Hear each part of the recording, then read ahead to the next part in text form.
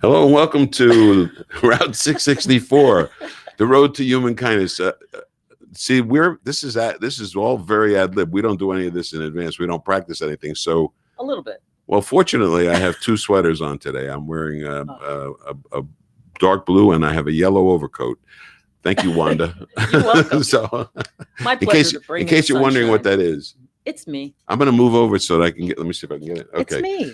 It's my reflection. In any case, hi, welcome to today's edition of the Route 664, the Road to Human Kindness. Where we are over here, and we have a guest with us later today. It's a very important guest, Phil Cubeta. He's the chair of philanthropy at the American College of Financial Services, and an old and dear friend of mine, and really, I would say the most in touch person in the philanthropic world. He's modest. He probably won't agree with that, but that's what I think anyway. Very interesting because I interviewed Phil on Funny Money Radio back in 2009, and I had the advantage of listening to that tape of that interview. So it should be a very, very interesting conversation today with Phil. We'll be talking about the climate of philanthropy. We'll be talking about the importance of the Chartered Advisor in Philanthropy designation. We'll be talking about what it means to endow America, that kind of stuff. So how are you, Wanda? I am looking forward. I'm good and looking forward to talking to Phil. He is a walking book of knowledge because he is a professor and teaches philanthropy, which is one of my favorite things. Yes. And that is much more than just giving property, giving money. Right. It has a lot more to do with what your personal feelings are. And we're going to talk a little bit about genius, which is one of the things that the working with a chartered advisor in philanthropy, that is one of the things that we like to get people to get to. I am a chartered advisor in philanthropy. I've been since 2005. Interesting, when we did the first interview with Phil, there were 100 chartered advisors in philanthropy. We'll find out how many there are today. That interview was 12 years ago. So we'll see how things have changed. How I've aged. Yeah. Now, the American College is where? American College is in Bryn Mawr, Pennsylvania. I'm not sure that there's bricks and mortar anymore. We can ask Phil about that. Okay. I think it's a lot of it's done online, but there is a residency program for a master's in financial services with regard to legacy. I think you can be on campus. So, but it's in Bryn Mawr, Pennsylvania. It's one of the oldest. It's been established since 1927, and is well esteemed, very esteemed institution of higher learning for professionals in the financial planning industry, financial services industry, and now including philanthropy, which is a part of life. So, I'm looking forward to Phil's visit with us. We did a survey last show because the question came up about the use of war. Yes, the use of the word war, 664, not war. As much as it's such a great chant and an anthem of sorts, the concern was, or not the concern, the question was, why war? And survey says that the saying 664, the missing piece, P-E-A-C-E, is a better way of expressing what we're talking about rather than 664, not war. Now, I will say this. I watched the Super Bowl. Oh, boy. There was an ad in the Super Bowl where it was, wow, no cow. Wow, no cow. So if they could say, wow, no cow, we could say 664, not war. It's not, not that far off. So, well, I think I have issues with the word war because it just when you want to get rid of war, like if you say, don't think of an elephant, what are you thinking of? Don't think of an elephant. Right. So if you don't think of war, what are you thinking about? War. So we want you to think of peace. So how about not war? Not war doesn't work. I guess peace is better, but you can't say not anything because it's still there. All right, Wanda. I can't help it. Okay. Makes me crazy. 664, the missing piece. Yes. So We are joined now with we're joining with Phil Cubeta. Phil, are you there? Can you hear me? Yes. You've become an apparition on the screen. Beautiful. How are you? I'm good. How are you? Thanks for having me. Excellent. It's been a while since we've talked directly. I must tell you, I have an advantage over you because I listened to our interview from 2009. Oh my! It's a little scary, really. Yeah, and that was a much different time, but not really. But the first question that I asked you then, and I'm curious what your answer is now, and that is what keeps you up at night. That the startling question of the day. Well, I would say, right now with the program I'm working on, we're blessed with success, and that brings with it its own challenges. So I think what keeps me awake at night is trying to keep up with all the things that are going on and build the program and bring new people into it and keep up with all the changes in the program and all the changes in society. I mean, there's a lot of material in the courses, and to update it every couple of years is a challenge. So I guess, that really does keep me up at night. I wake up almost every night working on my courses. Funny, because I do the same thing working on this show, actually.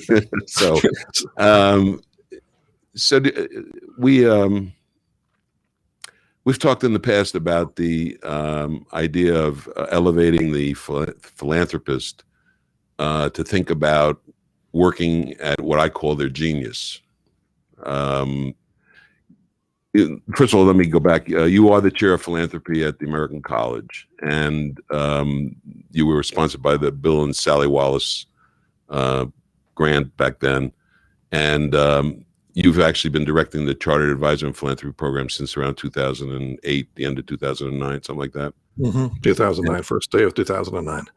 Right. And at that time when we talked, there were 100 graduates. How are we doing? About 2,300. Wow. That's great. So the Chartered Advisor in Philanthropy, when they work with a client, when they're working with a donor, prospective donor, or their client, they may not even know he's a prospective donor. They're going to try to find that out, I guess. But when they do that, when they are working with them to get them to focus on what it is what moves them, that process. Why is the financial community, why is that a necessity for the financial community in these days and times when we have a tremendous wealth transfer going on? We have tremendous needs in the charitable world. Why is it important today for financial planners, or not just financial planners, but actually all professional advisors to be thinking that way? Yeah. Well, I'll tell you a story. This actually comes from a CAP study group in Omaha where people have gotten together across professions to go through CAP together. And it's been a great success story for Omaha. But I was actually in one of their classes. They brought me in as a guest, and people were talking about what they had learned and how it worked. And there was a big attorney who was very successful in estate planning. And he was telling a story about a client of his where he had a kind of a CAP conversation about what are you trying to accomplish with your legacy other than just move money to your kids, because that's what the attorney had done, and reduce taxes. And the person began rather sheepishly to talk about their philanthropic interests, okay? And it turned out they were quite extensive, and the attorney was able to help them achieve them. But the attorney said, Jack and Maria, why didn't you bring this up in all the years we've worked together? I mean, we've done several iterations of your plan.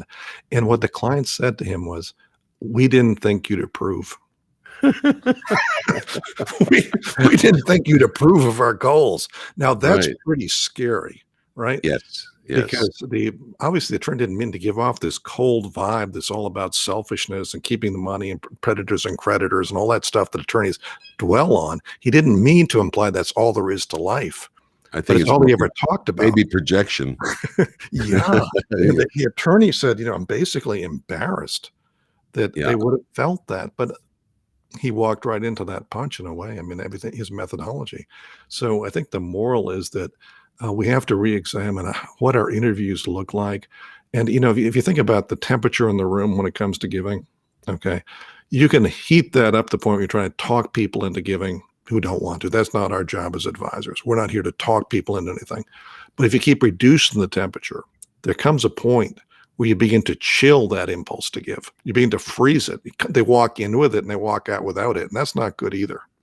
No, you have to maintain the channel. You have to be able to keep that channel open. Their endowment is one of the questions. We use the word endowment. Obviously, the program is sponsored by the Endow American Network Foundation, and we talk about endowment kind of just throw the word out. It's an important word in our lexicon with regard to how we can solve some problems. What do the chartered advisors in philanthropy around the country, what do they add to this mix of creating endowment? Well, when you look at what motivates people, what you find is most of the really big giving is done towards the end of life, because people accumulate wealth and they are concerned about keeping it, and they're concerned about having enough security. But there comes a point where you realize, I'm going to die. I can't keep it forever. Can't take it with you. You can't take it with you. And then, so eventually it's got to go someplace. And when you take that into account, that people begin to struggle with their mortality and struggle with their legacy planning at the same time, one of the things they're concerned about at an emotional level is, I don't want to completely die. I would like something of me to live on. And that becomes the motive to set up an endowment, something that will outlast you. Now, it could be your kids and your grandkids. It could be a book you've written. It could be, something you've done, an achievement. It could be a grave marker. It could be a candle that somebody keeps burning. But it's the same point of view to have something perpetual. So if you think about universities, colleges, larger nonprofits, they all have an endowment. They all have money put aside for future uses. And most of that is restricted to particular projects and programs by a donor, like my chair, funded by the Wallaces. It spins off interest that pays, a large part of my salary. So part of the answer to your question is that those who work for nonprofits, many of them are establishing endowments inside their nonprofit on behalf of donors who want perpetual projects. But the other side is that's nonprofit people. On the for-profit side, if you look at the growth of donor-advised funds and the growth of foundations, that's almost like taking the endowment concept out of an established nonprofit and pulling it over to the side, or even a CRT, where you're putting your money into your program inside your vehicle, and then you're spending money out of it to accomplish something while you're alive, and you're thinking about how that's going to continue after your death. So that's a form of it. That's kind of almost a form of private endowment or privately managed endowment, as opposed to inside, a university or some other organization that already has your money. So how does the CAP, the CAP can facilitate that based on knowledge that they're getting through the CAP course?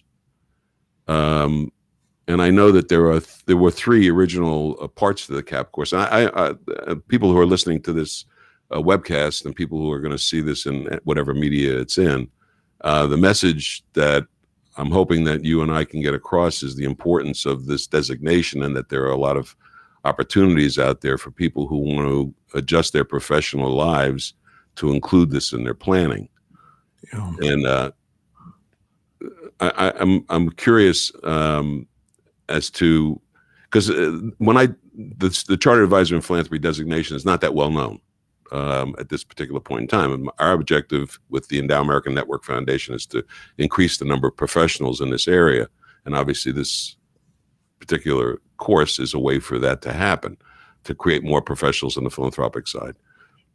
So right now we're seeing a pretty good level of success with that. And what is the impact that that's having? Do we measure that in total? Well, it's really hard. As you can imagine, if you go to an attorney and you say, given the names of all your clients who've set up bequests and how much they did, they're going to tell you, forget about it. We can't tell you that. It's none of your business. It's confidential. And if you go to advisors with 200 different companies, there's no way to aggregate that data. But we do have one kind of listening post, I guess, in a way. There's a group in Omaha that's been going for 10 years, headed up by a very good advisor named Mark Weber. And you can find his material at thelegacyspectrum.com. He's written a book, They Grew Out of Cap. But he's done groups of 10 or 12 advisors and nonprofit people every year for the last 10 years, almost since we last spoke, Les. So 1 year they go through 3 courses. The second year they go through 3 courses. So they've now got about 110 or 20 who've been through it. But after 5 years, he looked back. So the first year they had 10 people, next year another 10, next year another 10. So it totaled 50. And he got 43 to respond, including attorneys, CPAs, financial advisors. Now, only Mark could get this data because he has integrity, and they're willing to tell him off the record, not with names, but dollar amounts. And some said, my biggest gift was so large, I can't tell you because there are only a handful of people who could have made it. And I don't want to even be guessing who did it. But he was able to document 1.4 billion from those 42 advisors who responded. Some would have only been in the program 1 year. Some would have been in 5 years, but that gives you an indication. And I think this is something you understand and I understand because we worked in this field for so long, and probably a lot of people in the audience do. What people don't understand is how much money in this country moves across the desk of advisors every day, every month, every year. And some are handling literally billions of dollars a year because their clients are doing estate planning and they're worth a lot of money and they have a lot of clients. So when you influence how advisors think even a little bit, even a tiny bit, just inflect it slightly, you can make literally $1 billion difference in your community. And that's true across the country. Omaha is, a big city, but it's not the biggest in the country. The other thing that's interesting about that survey, because people may be skeptical about it, there's a second data point in the same community because they co-facilitated the study group. So you've got Mark, who's a big advisor, and you have the Omaha Community Foundation as co-sponsors. And the Omaha Community Foundation gets most of their business from advisors. They do donor advised funds primarily, okay? So they have a database with the referral source in their database. And they can show that 80%, let's say 85% of their money comes from advisors. But what they're able to document at the same point is of that money coming from advisors, which is most of their money, 50% was coming from CAPS, even though there are only 42 in town. Wow, that's amazing. And the gifts were twice as big. And they closed much more easily because the client came in, they were informed, they knew what they were doing, they had a reason to be there. So that, I think, is an independent verification of the good, even independent of CAP. I mean, just think about, if you were to think about, Les, the total amount of money you have touched over your career, including life insurance, death benefits, could you even begin to estimate what that is? No, it's a huge number because of the leverage of life insurance and everything else that's involved in there. It's in probably close to $1 billion, I would say. I think it probably is. And if you think about multiplying your experience by 100 people within 100 miles of your house. And the great wealth transfer that's happening, the estimations of the great wealth transfer. That was the study that was done by Boston College way many years ago. Depending on what the gross domestic product is, and depending on what the estate tax consequences are going to be, and depending on whether they're actually those factors, it could be anywhere from 79 trillion to 188 trillion. I mean, the number is huge, and charity has to be a player in that. The philanthropic side needs to be a player in that. Well, it has to be discussed. I mean, there's an old presentation that we've all been exposed to, I think, which is just common sense that when you're gone, they're not going to bury it with you. It's not like the old days when they took your boat and your horse and your stuff and they buried it with you. They're going to give it to somebody. It's going to go someplace. There are only so many places it can go if you don't spend it. Taxes, you don't want that probably too much. Your heirs and your charities. And if you look at the demographics today, I think this is kind of, stuff that I touch because I have to study this stuff for a living. But what's interesting is as you go through the generations, silent generation, boomer generation, younger generations, fewer and fewer people are getting married. Yes, fewer of those who are getting married are having kids, and few are having more than one kid. So this whole idea that we're going to leave it to our kids, even though to many of us who have kids, it seems totally common sense. Okay, we're competing charity and kids, but many people are single. Many people are divorced. Many people are alienated from their kids. Many will never get married. So, and many are widows or widowers. Right. So Right. when you look at that situation, if you have somebody who has no immediate heirs, they've got a nephew somewhere, what will happen to their wealth? It becomes really, really critical that we Yes. think about the role of philanthropy under those circumstances. In tax, to the extent tax is going to drive, it's probably not going to be estate tax. If you're leaving it all to charity, then you don't have any estate tax, right? No matter how rich you are. That's But true. there's a lot of room for somebody like that who is working with a good advisor to think about starting sooner. And this is really, really important because we've been talking about legacy as death, but life expectancies are longer and longer and longer. You've got more time to do something good. Yes. Yes, you do. 60, 70, 80. Well, 100. that's the working at your genius. 100 is I- not uncommon. yeah, go ahead. Sorry. No, 100 is not uncommon. People are living well to their hundreds these days. They Yes, are, yeah. and the mortality tables are going up like 110 these days. So when you get into that age where people begin to think about their mortality and their life expectancy and legacy, I'm so glad to hear that, by the way. yeah. Really, I mean, we should be so lucky, but you really don't know. You don't know. You got to plan both and. I might live Yeah. to 100 and I might be dead of COVID tomorrow. I mean, I Oh, don't yeah. know whether I've got another day. All And I right. have people say that. They say I've taken my estate planning off the back burner. I put it on the front burner because I don't know Yeah. what's going to happen. You look at the Google searches for legacy or estate plan; they've gone through the roof. Okay, I believe So it. I believe people it. are motivated to do the plan today, but they have to plan both ways. I could either die tomorrow or I could live another 20 years. And estate planning, financial planning people can do the retirement planning element of that.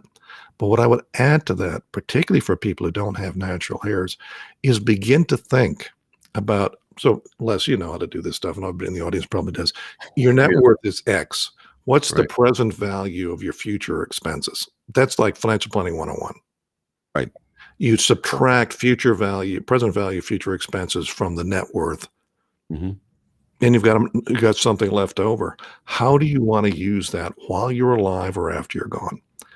And Well, most I people, think, let me just interrupt you. I don't think most people know that they can use it while they're alive. they're not talked to that way, and Yeah. then people don't think of it that way. Advisors don't bring it up, and when you're beginning to look at the size of that number, in some cases, it can be 30%, 40%, 70, 80, 90% of their net worth. It can be a really large number. And most people our age would rather give it away while they're giving while living is the name of the game. Studies show How- basically How much of that is not non-cash assets? Isn't that mostly? It depends on obviously your balance sheet, right? I mean, if you look at closely held business owners who generate so much wealth, it's all non-cash, as you well know. It's like a little rinky-dink bank account and their life insurance cash values, and the rest is their business.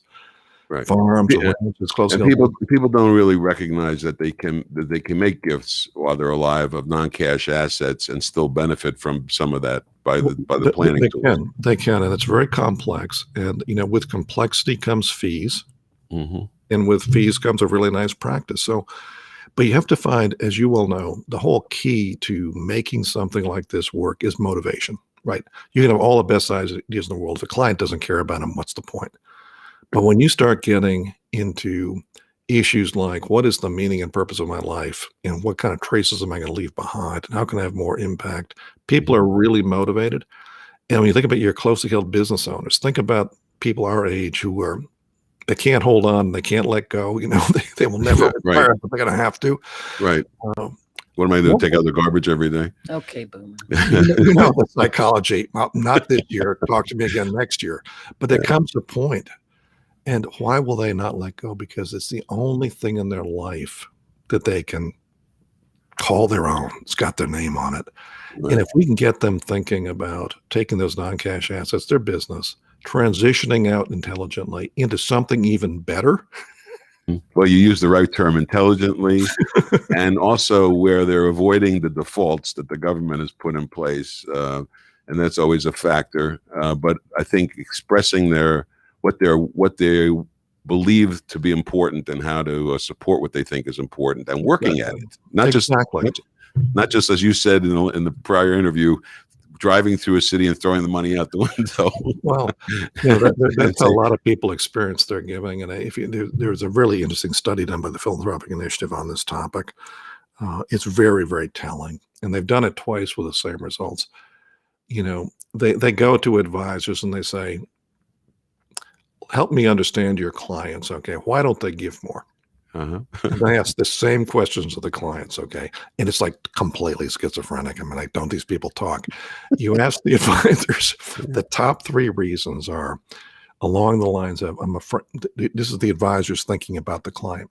The client won't give more because the client is afraid the client doesn't have enough for themselves. Second reason is the client is afraid that their kids won't have enough.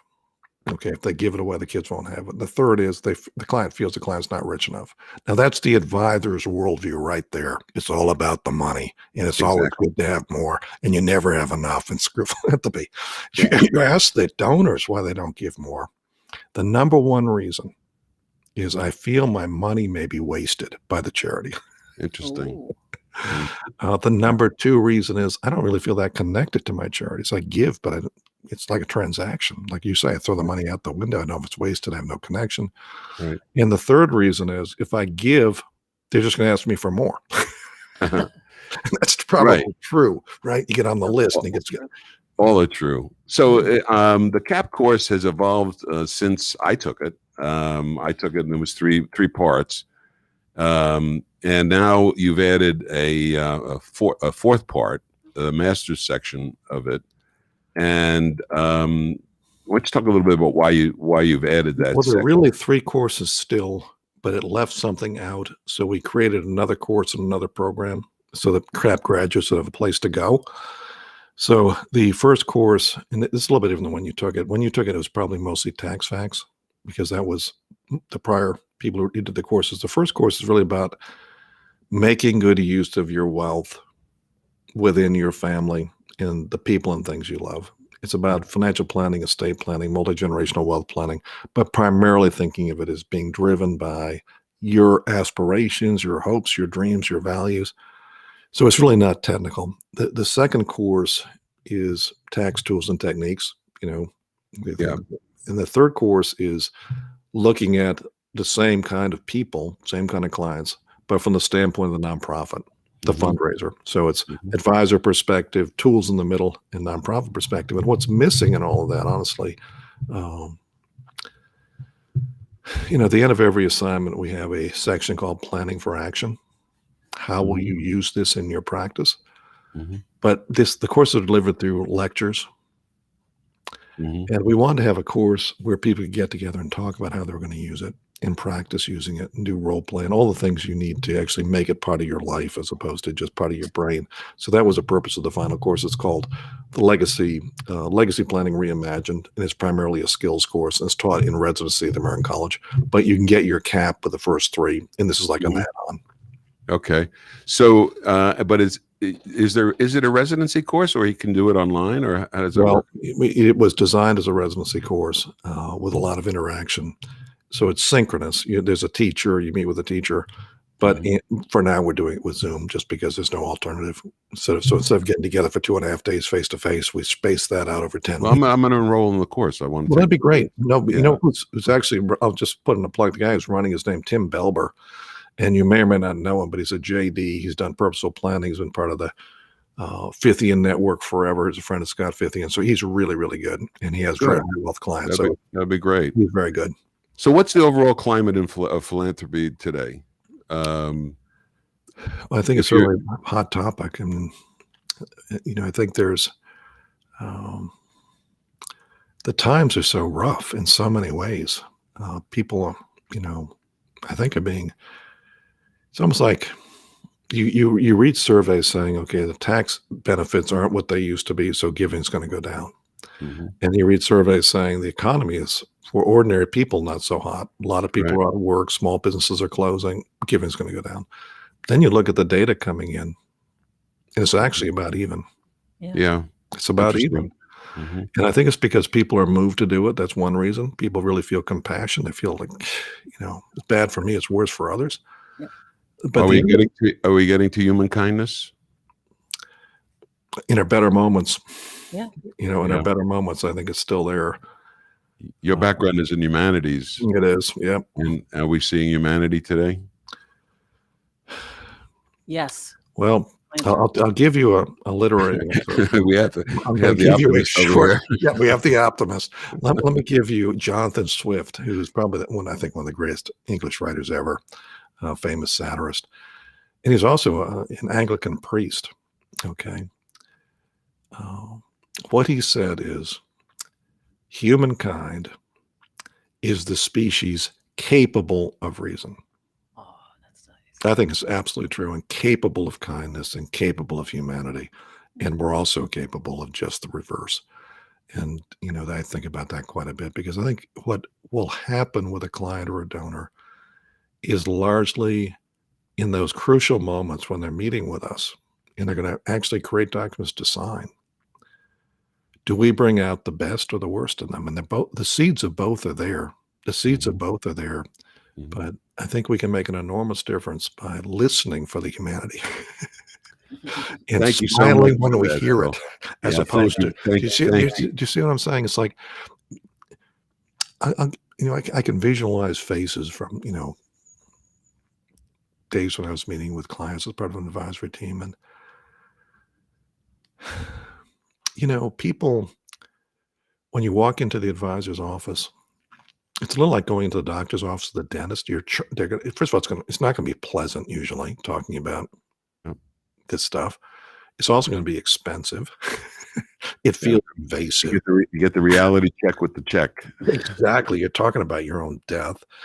You're acknowledging family issues like, I can't give this money to my kid because we're all screwed up, kind of a thing. Yeah. So it's not pleasant. And business people don't talk very often about soft issues. They're tough guys, right? And you know that. They're like Clint Eastwood coming into your office. That's it.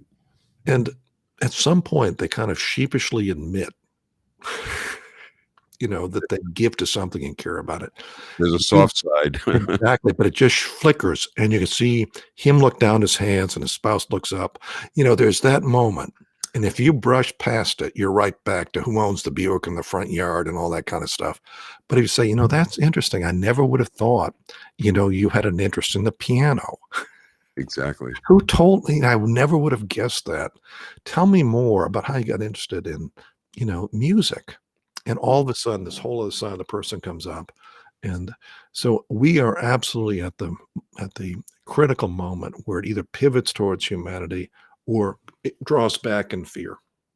Just my stuff. I might run out of money. I'm hoping that all of the listeners, if you're in the services industry, professional services industry, take this all to heart, because it's not only about the bottom line; it's about everything else that surrounds that. And Phil Cubeta, I want to thank you very much for joining us today on Route 664. Very enlightening from an enlightened individual. Well, hang it back another 10 years, and we'll see how we're doing. Oh, no. Well, I don't think we'll wait that long, but okay. Thank you again, Phil. Sure, thank you very much. Phil is the chair of philanthropy at the American College in Bryn Mawr, Pennsylvania, and the Bill and Sally Wallace grant that generated that. Nice person, wonderful gentleman. So I did want to, we haven't talked about it at all, but I did want to just open up this opportunity for people to get remember the 5 Wishes booklet I used to give away on the Funny Money? I think we should make those available through this program. The 5 Wishes booklet is a way for you to do your own living will, your own surrogate health statement.